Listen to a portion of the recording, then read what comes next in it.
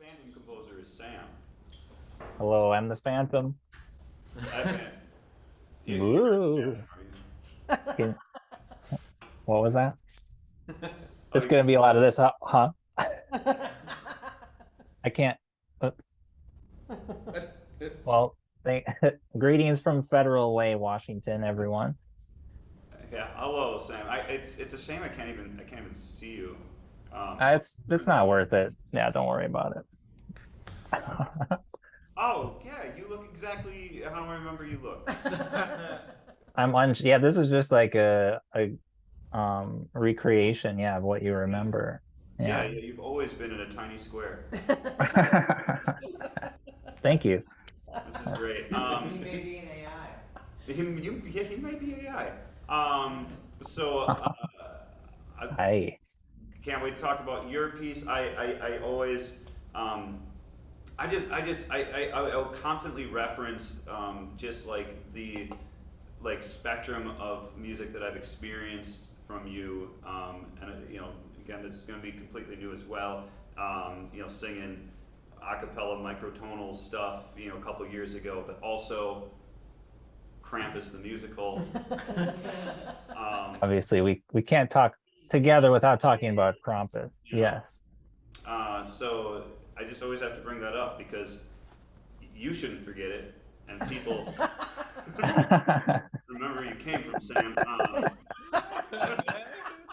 You wrote a Krampus musical, and it was great. I enjoyed it.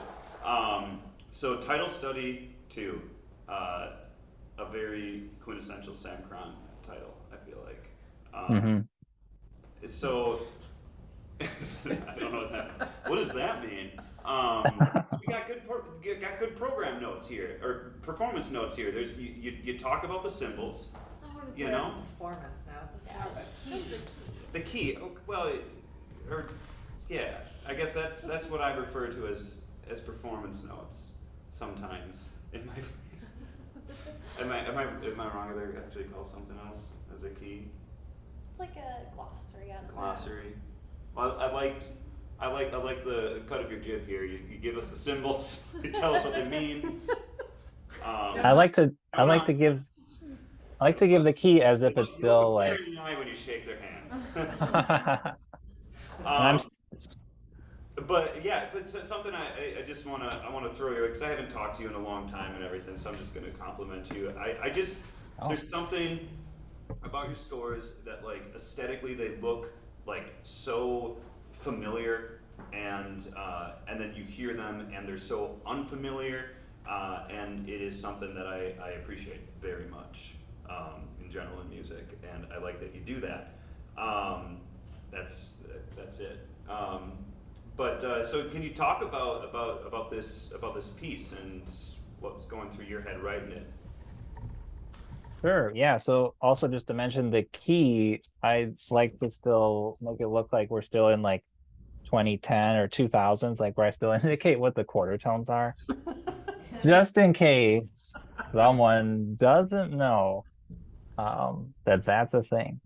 Maybe But someday. maybe in 10 years I'll drop that. Yeah, so this piece was interesting for me because I have to, I guess, talk about Title Study 1 first, just a little bit. Let's go back. Let's turn the clocks back for just a minute. So we don't have to go that far though, because Title Study 1 was actually finished in December, January, so not that long ago. And that was really the first piece I'd written for about a year. I think the piece, like concert music, I'm always writing like weird, Krampus, whatever, like songs and stuff. Um, but yeah, like I think the piece I wrote before that was for Load Bang. I think that was the last thing I wrote, which was like a year earlier.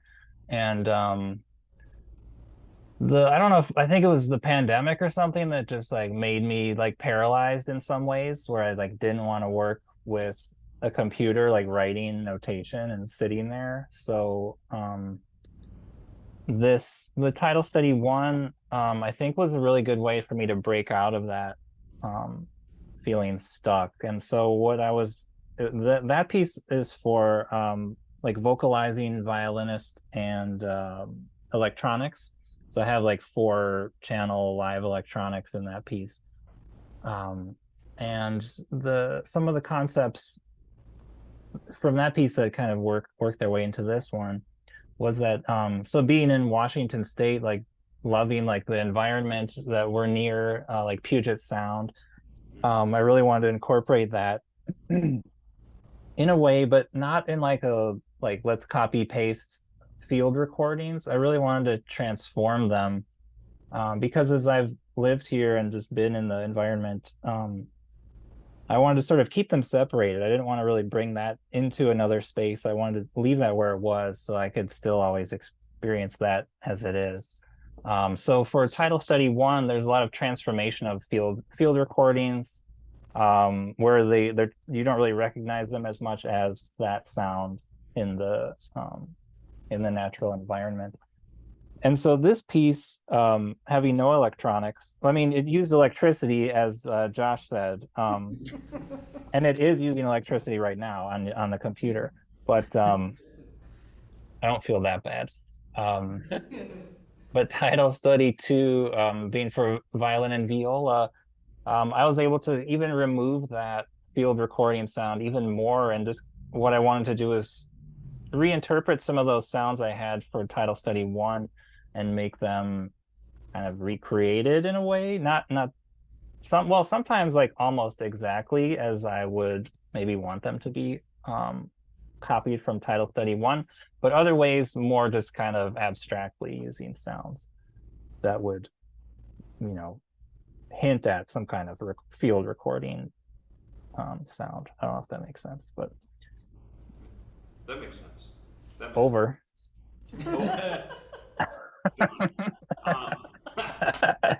Well, I mean, again, like the idea of it, like, look at the score looking for. I think it's because you use finale in a world of Sibelius. Right?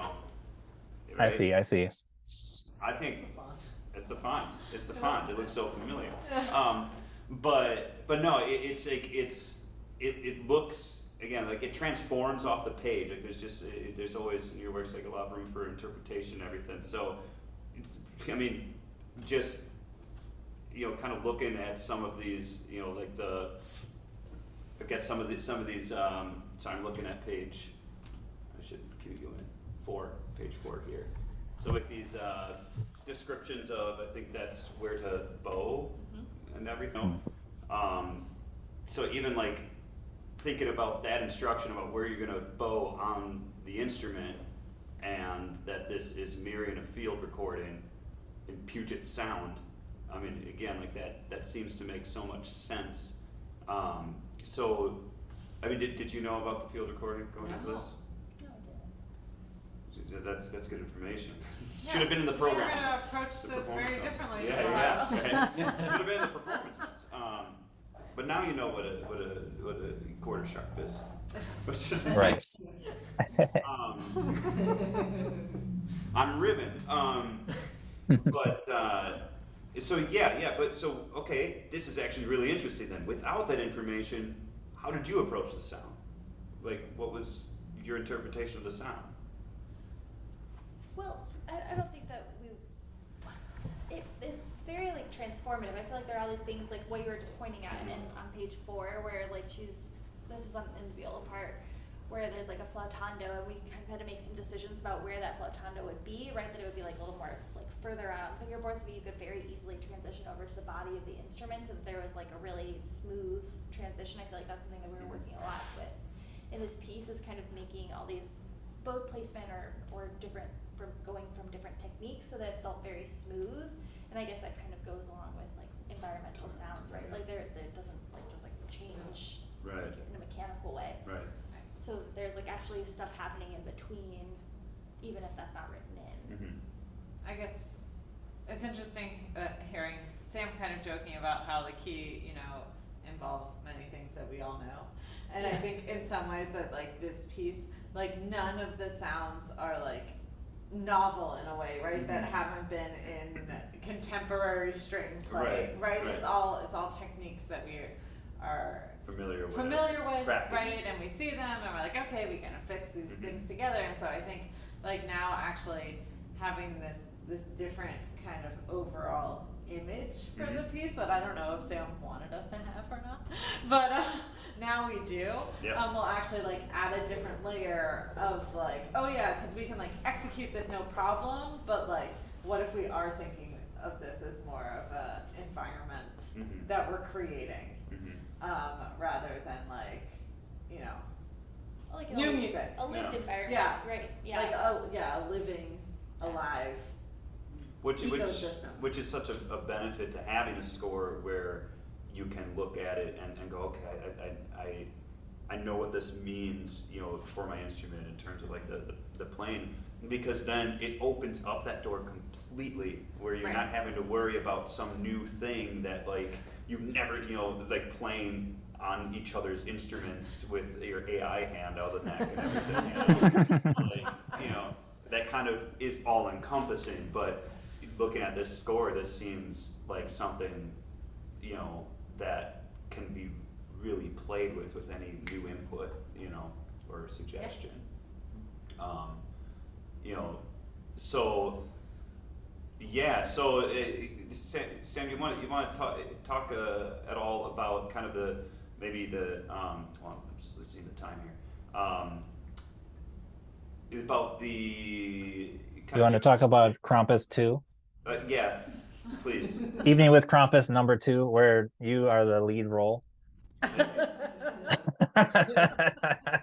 You heard it here. Right. But it's nothing about Krampus. The second one, it's totally different. Yeah.